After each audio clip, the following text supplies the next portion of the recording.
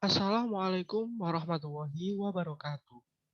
Halo teman-teman semuanya, perkenalkan nama saya Zogar Bianggara dari kelas 3B D3 Teknik Kimia. Di sini saya akan menjelaskan video mengenai penjelasan PFD rangkaian peralatan falling film evaporator FFE pada concurrent configuration, yaitu pada direct steam. Di sini saya membuat video dalam rangka untuk memenuhi tugas mata kuliah praktikum pilot plant yang dibimbing oleh Bapak Agung Ariwibowo. Tak lama-lama lagi, mari kita lihat bersama mengenai PFD yang saya akan jelaskan. Oke, sebelumnya di sini sudah terlihat bahwasanya ada gambar flowsheet rangkaian peralatan falling film evaporator FFE yaitu pada sistem concurrent configuration. Sebelum saya menjelaskan mengenai proses-prosesnya, di sini saya akan menjelaskan sedikit apa saja sih alat-alat yang ada di PFD ini. Yang pertama, saya akan menjelaskan pada alat penukar panas. Di sini ada W1, W2, dan W3. W1, W2, dan W3 ini merupakan alat penukar panas.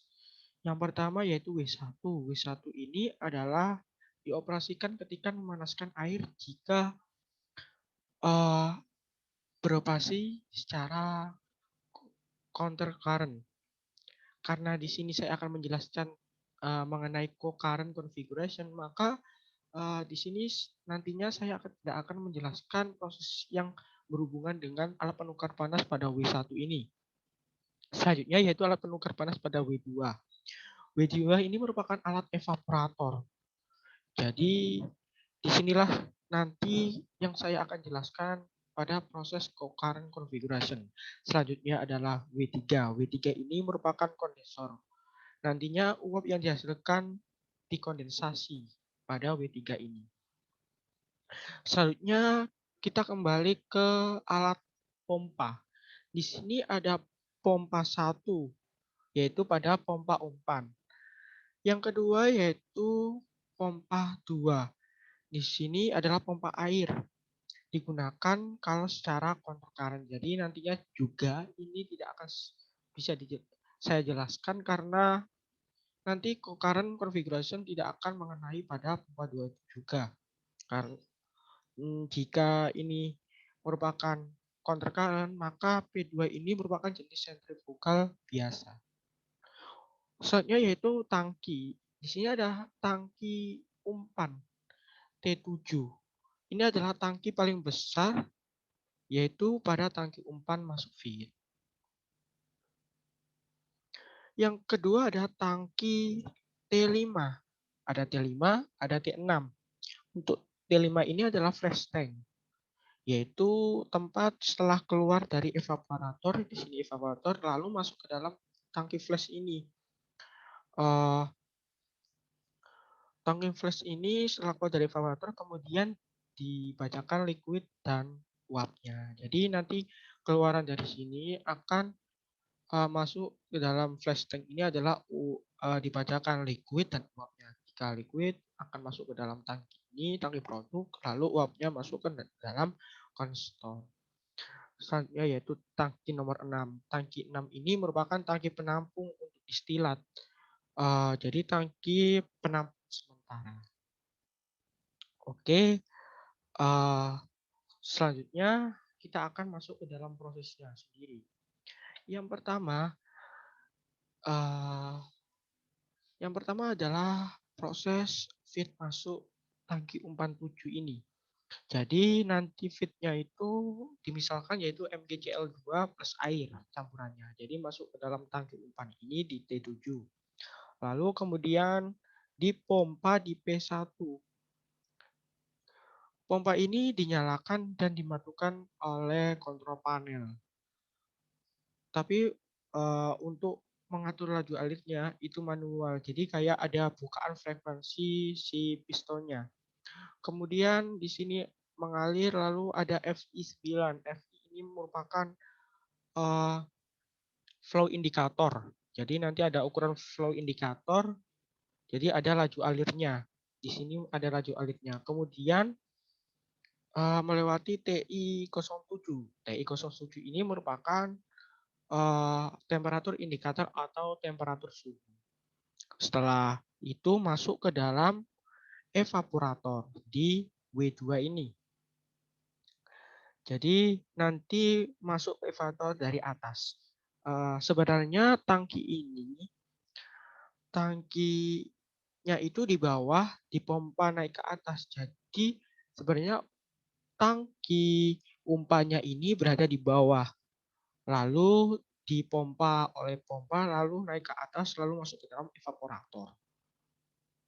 Nanti dipanaskan memakai steam. Pakai steam tadi ada sebagian yang menguap. Ada sebagian uap yang menguap lalu turun ke bawah. Karena sistem co-current sendiri configuration ini merupakan sistem yang satu arah, feed dan steamnya juga masuk. Jadi nanti feednya ini masuk, lalu kemudian steamnya juga di atas. Jadi satu arah. Kalau counter current itu kebalikannya. Kemudian dari di sini dipanaskan, kemudian turun ke bawah, masuk ke dalam flash tank. Di flash tank ini dia dipisahkan dari liquid dan uapnya. Jadi untuk liquidnya ini turun ke bawah. Nanti liquidnya ini diukur oleh indikator temperatur indikator di TI11. Di TI11 ini nanti diukur indikatornya. Jadi suhunya berapa sih di liquidnya ini? Suhu yang keluar dari evaporator ini berapa? Jadi ini setelah liquidnya ini diukur TI-nya, lalu masuk ke dalam tangki 1 atau 2.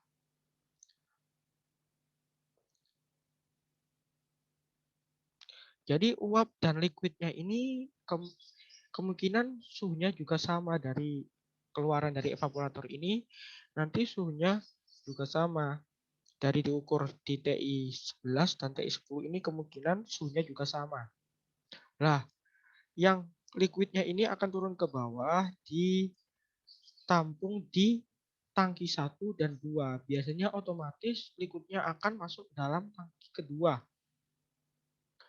Tapi kalau mau sampling masuk ke dalam tangki 1.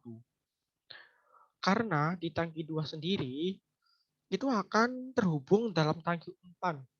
Ini, tangki umpan T7. Jadi T2 ini akan terhubung ke dalam tangki umpan 7.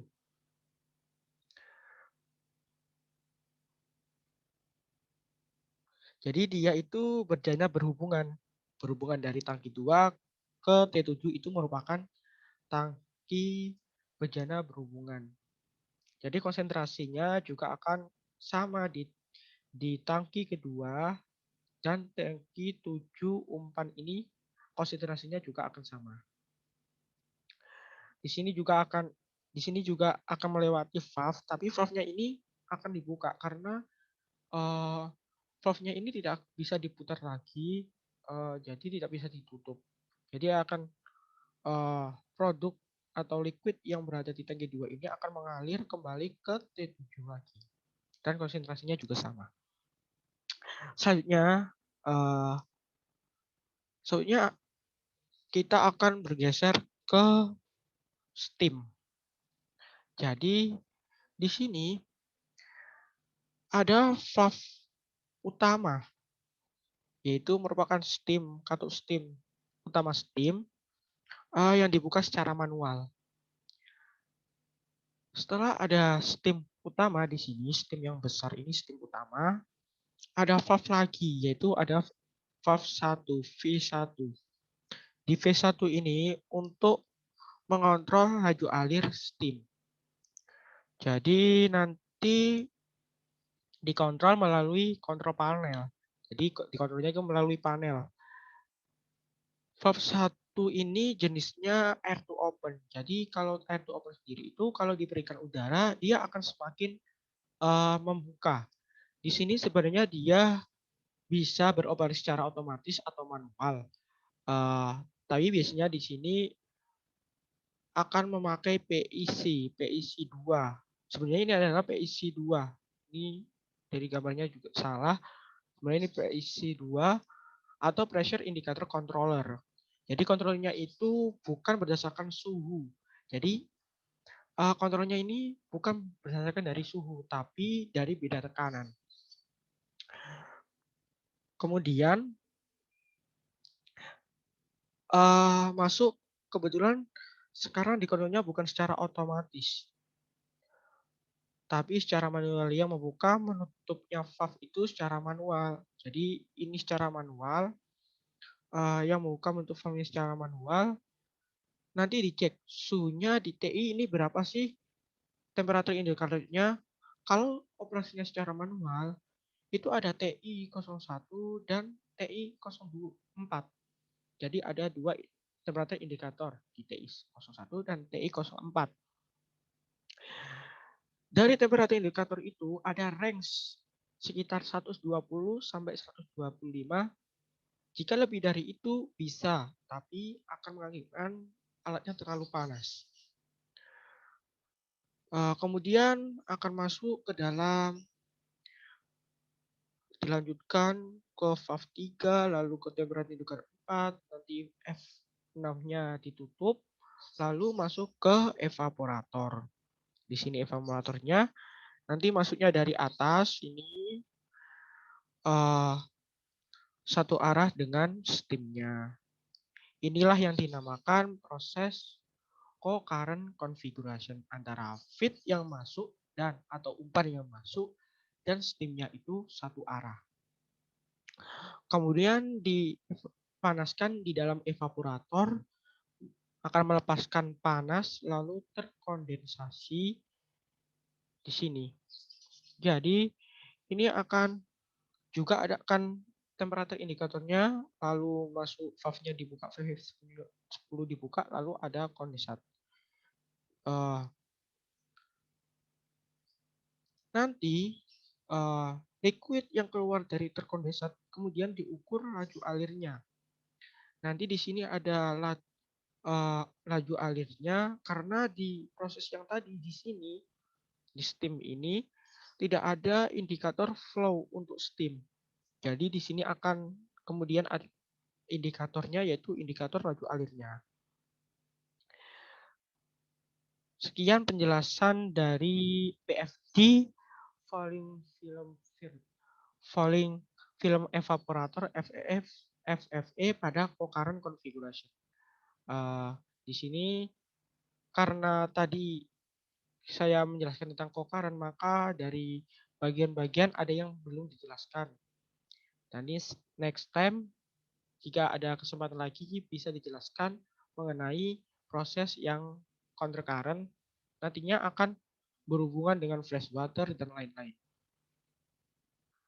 Oke, sekian penjelasan dari saya. Apabila ada kekurangan, mohon dimaklumi dan jika ada kelebihan bisa diambil pelajaran yang saya sampaikan. Saya juga Rebi Anggara dari kelas 3B D3 undur diri. Sampai jumpa di lain waktu. Wassalamualaikum warahmatullahi wabarakatuh.